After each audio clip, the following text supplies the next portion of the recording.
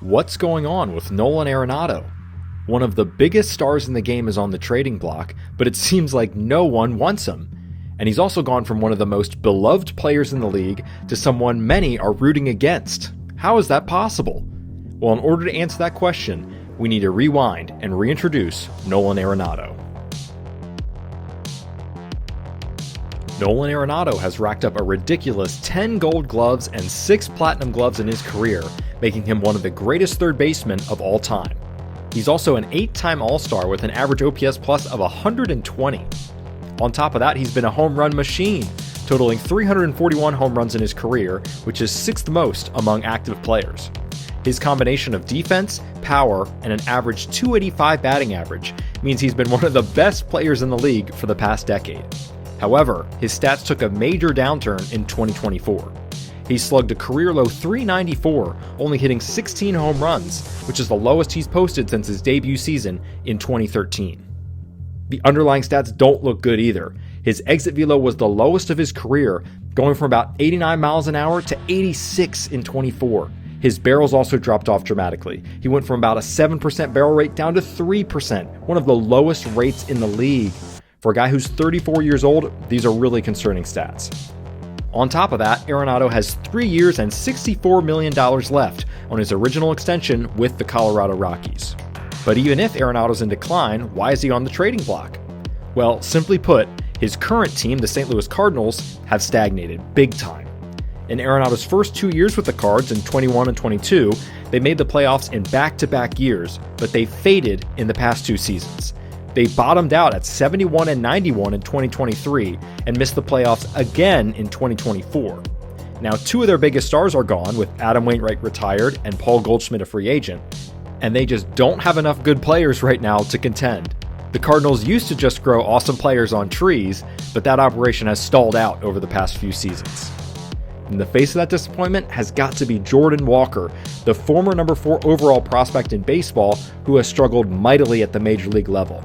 Meanwhile, other top prospects at Walker's age have already become great players, such as Gunnar Henderson, Corbin Carroll, Jackson Chourio, and Elly De La Cruz, just to name a few.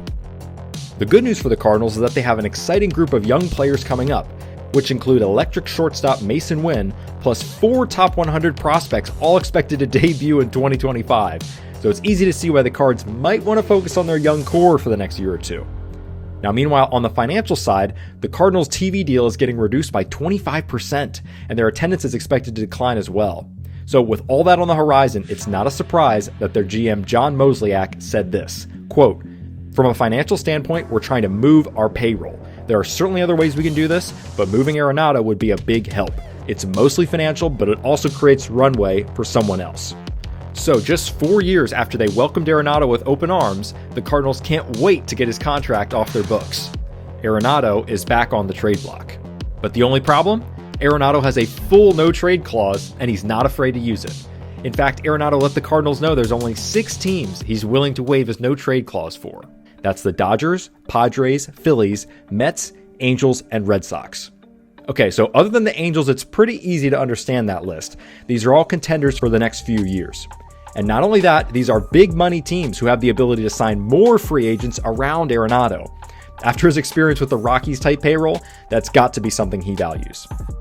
The Cardinals tested his no-trade clause in December when they finalized a trade with the Houston Astros, but true to his word, Arenado blocked that trade. Now, this is kind of a surprise. The Astros are a perennial contender, one of the best teams in the league for the past decade. However, Arenado was reportedly concerned about the Astros' move to trade Kyle Tucker to the Cubs just a few days before. Plus, it was reported that Arenado wants to wait until there's, quote, further clarity developed in his market, end quote. As in, he wants fellow third baseman Alex Bregman to sign, so the teams that lose out on Bregman might be more motivated to come get him. So, are there any other options on the table for Arenado? Well, unfortunately for him, the market for third baseman is unusually light this offseason, especially for the 6 teams on Arenado's wish list. To put it simply, Arenado's 6 desired teams don't really seem to need a third baseman. 4 of his 6 teams already have good or great third basemen on their roster, so that's the Phillies, Red Sox, Mets, and Padres. These teams would need to play musical chairs basically to find a spot for Arenado, but more on that in a minute. The Dodgers seemingly shut the door on another infield addition with the signing of Korean star Hae-Sung Kim. The Astros, who wanted Arenado back in December, moved on quickly to Isaac Paredes and Christian Walker after Arenado blocked that trade. Now, the Yankees offered Marcus Stroman for Arenado earlier in the offseason, but the Cardinals reportedly weren't interested in that. The Yankees also wanted the Cards to eat a big chunk of Arenado's salary, which is kind of the opposite of what the Cardinals are hoping to do. And most Yankees beat writers are insisting that the Yankees are just not super motivated to make a deal for Arenado. And most importantly, they are not one of Arenado's 6 teams. Weirdly enough, the Angels might actually be a good fit for Arenado. Now, there's a big if there. That is if the Angels would be willing to eat the remaining 2 years, $70 million on Anthony Rendon's contract. But if the Angels are ready to cut bait with Rendon, Arenado could be another quality bat and competitor to round out their young roster at third base. Owner Art Moreno seems more motivated this offseason than ever to actually put together a good team, so if he's willing to pay, that one could work. But it's being reported that the Red Sox are Arenado's, quote, last chance to get traded before the 2025 season. In that scenario, third baseman Rafael Devers would need to move to first base, which would potentially lead to a trade of current first baseman Tristan Casas. But again, this just seems like a long shot. Devers wants to stay at third, and the Sox want to keep Casas. Not to mention that the Red Sox are also interested in Bregman, which narrows Arenado's chances even further. And on top of all that, the Red Sox are wary of adding another big contract after coming out on the losing end with recent deals for Masataka Yoshida and Trevor Story. Like I said, it's a very dry market for third baseman.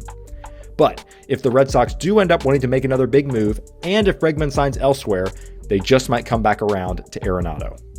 So with such a light market out there for Arenado, the story right now is that he's another fading star on a massive contract. And not only that, many fans have actually turned against him. It feels like people don't like that he got a big contract, and they especially don't like that he's willing to use his no trade clause, and that's totally fair. However, I think there's a very important stat that's getting missed in this discussion, and that's Arenado's WAR. Okay, so check this out. Arenado has racked up 2.5 WAR in each of the past 2 seasons. This offseason, teams are spending about $8 million per WAR, so a 2.5 WAR player should get a $20 million deal, and would you look at that, that's almost exactly what Arenado is slotted to make in 2024. So with that lens, his contract is actually pretty fair. And on top of that, Arenado isn't just some guy. He's one of the biggest stars in the game, he's a proven workhorse and competitor, and he's a big name to get fans into your ballpark. Those things really matter to a team. But what's going to happen this offseason? The most likely outcome is that the Cardinals don't find a deal and just run it back with Arenado next year. In that scenario, Arenado would try to play his way into being a trade deadline target, or at worst, try to get traded again next offseason with less money on his deal and maybe more interest across the league. And who knows, maybe the Red Sox swoop in to save the day, but all signs as of now point to both parties just being stuck together. But whatever happens, it's undeniable that when Nolan Arenado is on his game, he's one of the most electric players in the sport. Thanks so much for watching. If you enjoyed this video, be sure to like and subscribe for more baseball content.